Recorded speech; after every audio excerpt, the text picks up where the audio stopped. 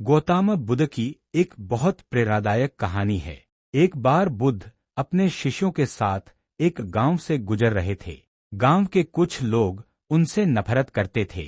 जैसे ही बुद्ध वहां पहुंचे, लोग उन्हें बुरा भला कहने लगे, अपमान करने लगे। लेकिन बुद्ध शांत रहे। उनके चेहरे पर जरा भी गुस्सा नहीं था। शिष्य यह सब देखकर क्रोधित हो गए। उन्होंने कहा, भगवान, हमें इन्हें जवाब देना चाहिए। बुद्ध मुस्कुराए और बोले, अगर कोई व्यक्ति तुम्हें कोई उपहार दे और तुम उसे स्वीकार न करो, तो वह उपहार किसके पास रहेगा?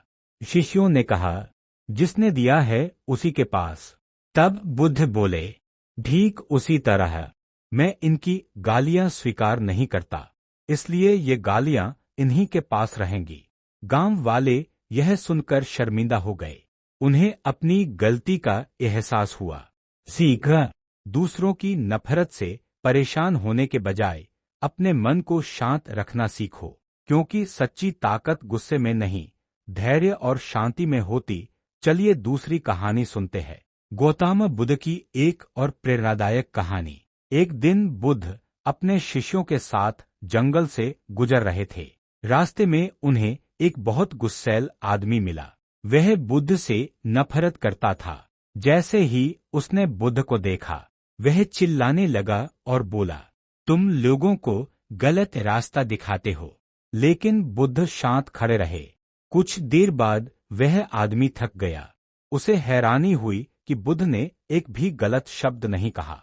उसने पूछा, मैं तुम्हारा अपमान कर रहा हूं, फिर भी तुम्हें गुस्सा क्यों नहीं आता? बुद्ध ने पास पड़े एक दीपक की ओर इशारा करके कहा, अगर एक दीपक जल रहा हो, तो क्या अंधेरा उसे बुझा सकता है? आदमी बोला, नहीं। बुद्ध मुस्कुराए और बोले, जिसके अंदर ज्ञान और शांति का प्रकाश हो, उसे दूसरों का गुस्सा और नफरत कमजोर नहीं कर सकते। यह सुनकर उस आदमी की आंखों में आंसू आ गए। उसने बुद्ध से माफी मांगी और उनके चरणों में झुक गया। सीखा, दूसरों का व्यवहार आपके चरित्र को तय नहीं करता।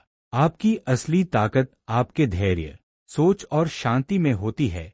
गौतम बुद्ध की तीसरी प्रेरणादायक कहानी। एक बार बुद्ध अपने शिष्यों के साथ बैठे थे। तभी एक आदमी बहुत दुखी होकर उनके पास आया। उसने कहा, भगवान, मेरे जीवन में सिर्फ दुख ही दुख है। मैं हमेशा परेशान रहता हूँ। बुद्ध ने उसे एक गिलास पानी लाने को कहा। फिर उसमें एक मुट्ठी नमक डालकर बोले, इसे पियो। आदमी ने पानी पिया और तुरंत थूक दिया। वह बोला, यह बहुत खारा है। फिर बुद्ध उसे एक बड़ी झील के पास ले गए। उन्होंने उसी मात्रा में नमक झील में डाला और कहा, अब इस झील का पानी पियो। आदमी ने पानी पिया और बोला, यह तो मीठा है। तब बुद्ध मुस्कुराए और बोले, जीवन के दुख नमक की तरह हैं। दुख की मात्रा हमेशा लगभग समान रहती है, लेकिन यह इस बात पर निर्भर करता है कि तुम्हारा मन गिलास जितना छोटा है या झील जितना विशाल। आदमी बुद्ध की बात समझ गया। उसने निश्चय किया कि वह अपने मन को बड़ा और शांत बनाएगा। सीखा, अगर मन छोटा होगा तो छोटी सी परेशानी भी बड़ी लगेगी, लेकिन अगर सोच बड़ी होगी तो बड़े दुख भी आपको तोड़ नहीं पाएंगे।